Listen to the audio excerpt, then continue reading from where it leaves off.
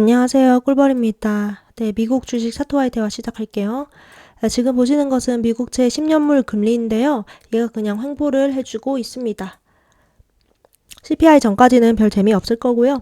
그 다음에 US 원달러 환율인데요. 소폭 상승하다가 횡보를 해주고 있고, 달러 인덱스의 경우에는 그냥 횡보를 하고 있습니다. 무슨 말이냐? 보세요. 원화는 오히려 환율이 더 올랐죠. 원화의 가치가 훨씬 더 낮다는 겁니다. 그리고 이것은 지속될 수밖에 없다. 우리나라에서는 이제 부동산이 부를 저장하는 창고로 쓰입니다. 특히 중장년층한테 더 그렇고요. 이 부동산 불패 신화가 있는 한 원달러 환율 계속 우상향할 수밖에 없습니다. 왜냐 이제 이 부동산을 전부 다 현찰 주고 사시는 분들은 없죠. 빚내서 사거나 아니면 대출 껴서 사거나. 그런데 금리를 올려버리면 부동산 시장에 엄청난 타격이 갈 겁니다. 그렇기 때문에 달러 삽시다. 네, 원화는 달러를 이길 수가 없다. 원화 정신 차려야 된다.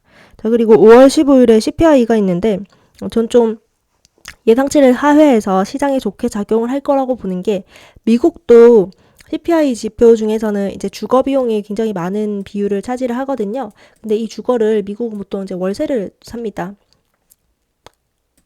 굉장히 고정 지출이 있는 셈인데 이게 조금씩 하회된다는 그런 지표가 보여요. 그렇기 때문에 이제 이번 CPI는 좀 더 하회될 것이다. 주거가 차지하는 비율이 커서 그렇고. 오늘 이야기를 하고 싶은 것은 QQQ, 그러니까 TQ와 그 다음에 쏙슬 중에서 어떤 것을 사야 되느냐인데, 이제 저는 결론부터 말하자면 TQ를 좀 더 사는 게 좋다고 생각을 합니다. 그 이유는 이게 미국 반도체는 사이클이 있는 거 아시죠? 그래서 반도체주인 쏙슬도 사이클에 따라서 움직이는 경향이 있는데, 뭐 4년 그렇게 긴 사이클은 아니고요. 반도체처럼. 자, 보시면 여기서부터 여기까지는 쏙슬이 TQ를 압도했습니다. 그런데 이 이전과 이 이후를 나눠 봤을 때 여기서부터는 쏙슬이 훨씬 더 큰 조정을 받았고, 지금 현재 본주조차도 여기를 잘 회복을 못하고 있습니다. 반면에 나스닥 지수 QQQ는 여기 덜 떨어졌고 회복도 그만큼 더 잘했습니다. 정고에 가까워 간다는 뜻이죠. 그래서 보통은 이렇게 생각을 할 거예요. 쏙슬이 회복이 덜 됐기 때문에 훨씬 더 TQ보다 많이 오를 것이다. 근데 저는 그렇게 생각하기보다는 TQ가 더 많이 오를 것이라고 보는 게, 여기서부터는 TQ의 힘이 더 좋다고 느끼기 때문입니다. 그래서 더 옳은 것을 산다. 저희 추세 추종 방식이고요. 실제로 저도 TQ가 속설보다 더 많습니다. 비율이 한 4대1, 3대1 정도 되는데, 궁극적으로 속설이라는 주식은 계속 모아가는 것이 아니라 스윙일 뿐입니다. 얘는 변동성이 너무 크기 때문에 스윙이고, 제가 가장 많이 주로 제일 개수를 늘리고 싶은 미국 주식은 TQQQ 하나밖에 없습니다. 그리고 테슬라인데요. 테슬라가 저는 이제 여기서 하락 추세가 끝났다고 보고 여기서 새로운 상승 추세가 시작이 되었다고 봅니다. 테슬라는 이제 어제는 약간 소폭 상승을 해주었는데 약간 나스닥 인버스 같은 그런 모습을 좀 보여주네요. 자, 여기서는 2평이 모여 있습니다. 2평이 모여 있고 위로 발산할 확률을 좀 더 높게 본다. 이렇게 된다면은 얘는 역헤드앤 숄더 패턴 이루면서 가는 거겠죠. 그리고 테슬라는 여기서 계속 다이버전스가 계속 중첩이 됐습니다. 계속 중첩이 됐는데 발현을 잘 못한 이유는 이평선이 너무 위에서 강하게 누르고 있었기 때문에, 전체적인 하락 추세이기 때문에 다이버전스 같은 일종의 보조 지표 신호 같은 거로는 이길 수가 없다.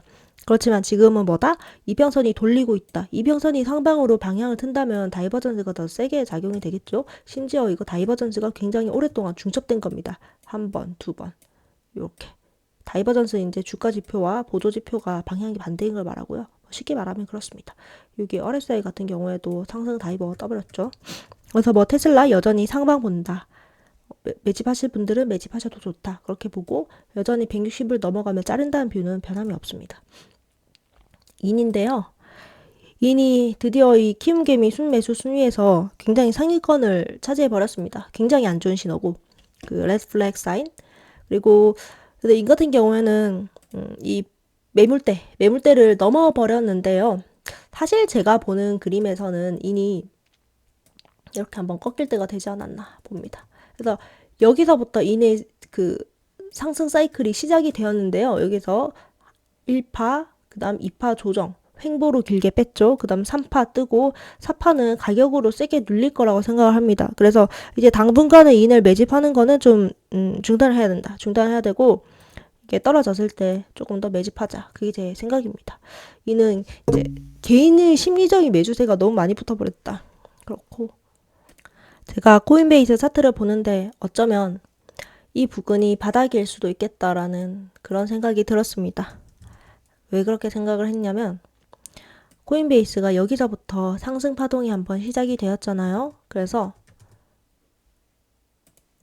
지금 보시면 1, 2, 3, 4, 5 이렇게 되고 1파가 나오고 인버스 파동 나오고 그 다음 조정 파동 중인데 4시간 봉상 제 눈에는 다이버전스가 보여요. 여기 보시면 여기서부터 이렇게 다이버전스 걸렸고 여기도 이렇게 보조지표상 보조지표의 저점이 높아지고 실제 본주의 저점이 낮아지고 있습니다. 얘 같은 경우에도 이렇게 걸렸죠. 그래서 얘가 어쩌면 여기 아니면 한 번 더 빠져서 여기 있죠. 이 쐐기 여기를 닫고 올라가는 그림으로 될 수 있겠다라는 그런 생각이 듭니다. 다만 이게 컨펌이 되기 위해서는 얘가 이 밑으로 빠지면 안 되거든요. 그렇기 때문에 얘가 이런 식으로 빠져서 만약에 보조지표가 이렇게 저점을 찍어버리면 다이버전스 컨펌이 안 되고 여기가 바닥이라는 제 생각도 깨지게 됩니다.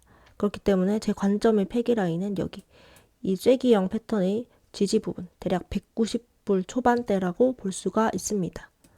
그리고 주봉으로 봤을 때 그 근처에서 지금 노란 색깔이 20주선인데 20주 이평의 지지도 받아주고 있어요. 그렇기 때문에 만약에 코인베이스가 이 부분에서 이 주가를 지켜준다면 바닥 그 근처다 이렇게 볼 수가 있는데 바닥 근처라고 해서 제가 사자고 말하는 건 절대 아닌 것임을 아실 겁니다. 저는 코인베이스가 이 하락 추세선 이것을 돌파를 하고 여기 안착했을 때 그때서야 살 겁니다. 바닥을 잡을 수 없기 때문에 그냥 조심스레 추측 정도만 하는 것일 뿐입니다. 그래서 지금도 코인베이스 여전한 하락 추세이기 때문에 섣불리 사는 일은 없으셨으면 합니다. 이거 한 가지만 더 이제 말하고 싶은 게 사실 저는 나스닥이 살짝 조정을 조금 보고 있는데 나스닥도 4시간 봉상 다이버전스가 떠서 그렇고요. 그렇다고 하더라도 만약에 얘가 뭐 상승한다면 그냥 좋고요. 만약에 얘가 하락한다고 본다면 하락한다고 바로 사는 게 아니라요. 60일선 뚫을 때 사는 것도 아닙니다. 얘가 하락하고 여기를 관통할 때 사는 겁니다. 그리고 여기보다 더 떨어진다면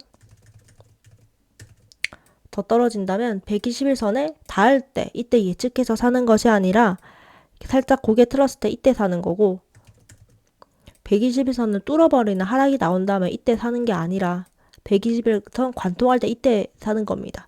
이때는 제가 이제 사는 시기는 뭐 유튜브로 찍어서 업로드 하도록 하겠습니다. 그래서 뭐 살짝 조정인데 그냥 이 정도 조정 받고 이렇게 오르지 않을까 그런 생각하고 있습니다. 네, 그래서 오늘의 요약을 좀 짧게 해보겠습니다. 첫 번째, CPI는 예상치 하회로 생각을 합니다. 그래서 증시에 긍정적인 영향을 줄 것 같고, 두 번째, TQ와 속설 중에서 저는 조정장 시작, 3월 정도 이후로는 TQ 힘이 더 강하다고 보고, 저 같으면은 두 개 다 산다면 TQ 비중을 더 높게 달 듯 합니다. 세 번째, 테슬라는 역헤드 숄더 만드는 중이고 상승 다이버전스에 중첩되는데, 즉 이평선이 돌리고 있기 때문에 이평선의 지지를 받는 상승 다이버전스가 된다면 힘이 굉장히 세질 겁니다.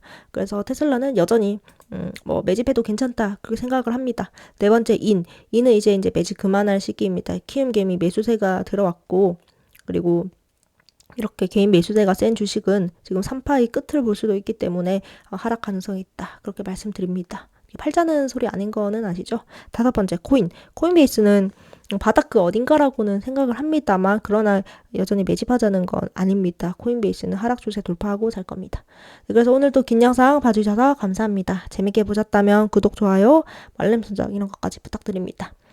다음에 또 만나요. 뿅!